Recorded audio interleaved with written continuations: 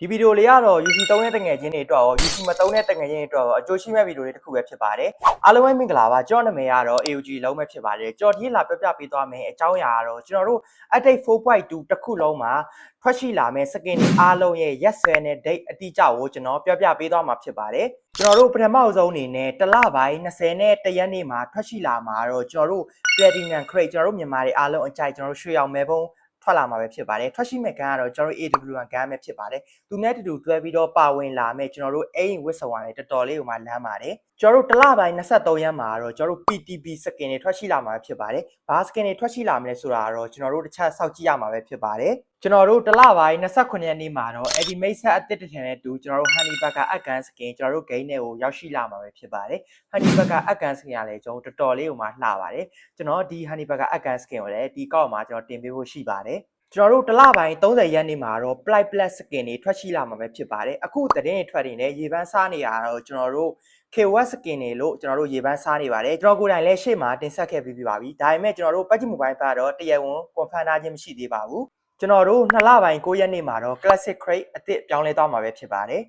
2လပိုင်း23ရက်နေ့မှာထွက်ရှိလာမှာတော့ကျွန်တော်တို့ RB bonus skin တွေပဲဖြစ်ပါတယ် RB bonus နဲ့ပတ်သက်ပြီးတော့ skin တွေကိုကျွန်တော်အကောင့်မှာကျွန်တော်တင်ပေးခဲ့ပြီးဖြစ်ပါတယ်တကယ်ကျုံနေနဲ့အသေးစိတ်သိချင်ကျွန်တော်အကောင့်ထဲမှာလည်းဝင်ရောက်ကြည့်ရှုနိုင်ပါတယ်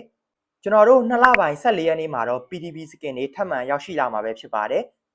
2လပိုင်း16ရက်နေ့မှာတော့ကျွန်တော်တို့အရောက်မှာလှပတဲ့ P90 skin update ကကျွန်တော်တို့ level 7ကန်ပါဝင်လာမှာပဲဖြစ်ပါတယ်ကျွန်တော်တို့ဒီကောင်ကတော့ lucky spin အနေနဲ့ပါဝင်လာမှာပဲဖြစ်ပါတယ်ကျွန်တော်တို့အခုတည်းကနေ coin ပြားလေးတွေစုထားပြီးတော့ P90 skin လာရင်လည်းကျွန်တော်တို့လဲယူလို့ရမှာပဲဖြစ်ပါတယ်